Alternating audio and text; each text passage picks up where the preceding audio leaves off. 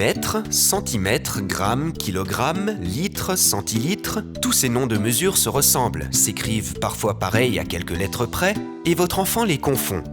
S'il ne repère pas ces unités de mesure et ne sait pas les utiliser, comment pourra-t-il peser la farine pour faire un gâteau? Comment saura-t-il s'il a beaucoup grandi depuis l'année dernière? Dans un premier temps, montrez-lui à quoi servent ces mesures. Et pour cela, le mieux est de lui montrer les instruments qui permettent de mesurer. Vous pourriez faire le tour de la maison et faire l'inventaire de tous ces outils. Par exemple, repérez l'horloge du salon et demandez-lui à quoi cela sert. À mesurer le temps? Et avec quelle unité mesure-t-on le temps? En heures, minutes et secondes.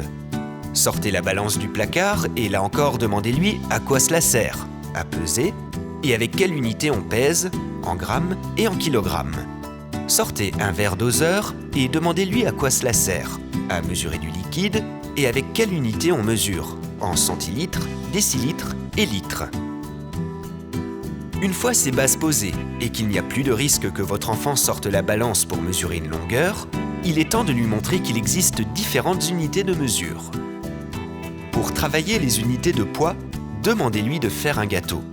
Il doit d'abord lire la recette puis peser les ingrédients. Vous intervenez précisément à ce moment-là en lui indiquant que l'unité de mesure est le gramme.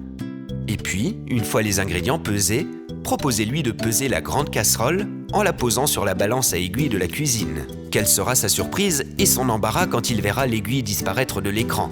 À vous alors de lui dire que la casserole est trop lourde et que les grammes sont trop petits pour la peser, alors on parle de kilogrammes. Pour lui faire travailler les unités de volume, achetez des bouteilles de boissons gazeuses sous forme de canettes de 25 et 50 centilitres, puis sous forme de bouteilles de 1 litre, 1,5 litre, 2 litres, et demandez à votre enfant de manipuler ces différents contenants. Il constatera de lui-même qu'une bouteille de 2 litres prend plus de place qu'une canette de 25 centilitres. Il comprendra mieux que les unités de volume peuvent se ranger. Pour simplifier, disons qu'elles se rangent du moins volumineux au plus volumineux. Pour travailler la distance, faites un parcours de quelques mètres et un autre d'1 kilomètre. Il comprendra tout de suite la différence. Une fois ces notions acquises, vous pouvez profiter du trajet de l'école ou d'un parcours en voiture pour l'entraîner. Proposez-lui des devinettes du type plus petit ou plus grand, plus lourd ou plus léger. Par exemple, 1 millimètre, c'est plus petit ou plus grand qu'un mètre? Je mesure une fourmi en millimètres ou en mètres? La hauteur de mon immeuble, je la mesure en kilomètres ou en mètres?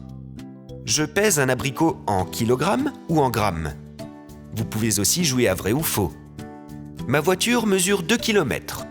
Je fais 3425 mm en voiture pour aller à la mer? Ou encore, papy pèse 87 grammes. Mon crayon pèse 3 kg.